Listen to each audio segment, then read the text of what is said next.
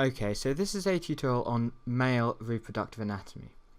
So I'm going to talk you through some of the main structures relating to the male reproductive system. And we're going to begin with the testes, which are the primary sex organs of the males.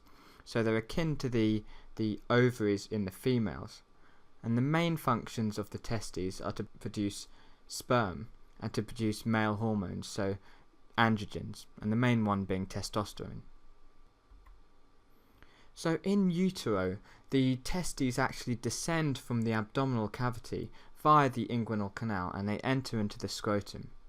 So what we're going to do now is I'm going to switch over to a diagram of the testes and we'll look at it in section and we'll talk through some of the key structures to know about. So the testes are actually surrounded by a capsule. So this is formed by a layer of peritoneum which is brought down with the testis when it descends from the abdomen. But this connection between the abdomen and the testis eventually gets broken and it leaves the testis surrounded by its own separate capsule. So you can see that I've drawn on in green this outer capsule, and this is called the tunica vaginalis, and it has a parietal layer and a visceral layer. And then in blue you can see that I've drawn on another layer. So this is the inner sac which encapsulates the testis, and this is called the tunica albuginea. And as you can see here, the tunica albuginea actually forms these projections which project into the testis and divide it up into lobules.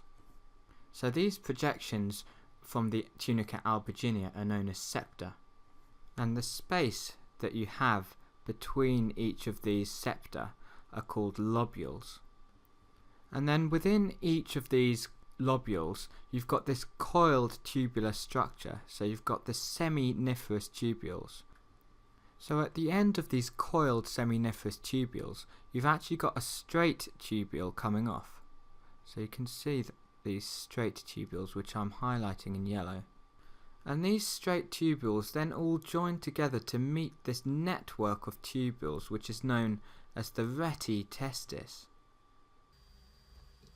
So in Latin the word rete means net, so you've got this sort of amalgamation of tubules forming this net-like structure. And then next in this series of tubules coming off the rete testis you've got the efferent ductules. And the efferent ductules connect to the epididymis.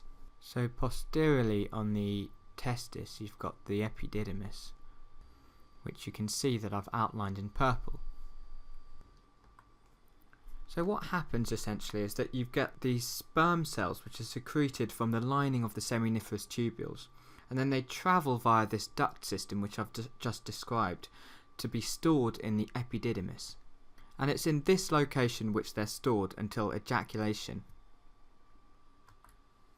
So just coming back to the 3D model, you can see the epididymis here sitting on the posterior and superior aspect of the testis, and it's got three parts. It's got the head, it's got the body, and it's got a tail inferiorly.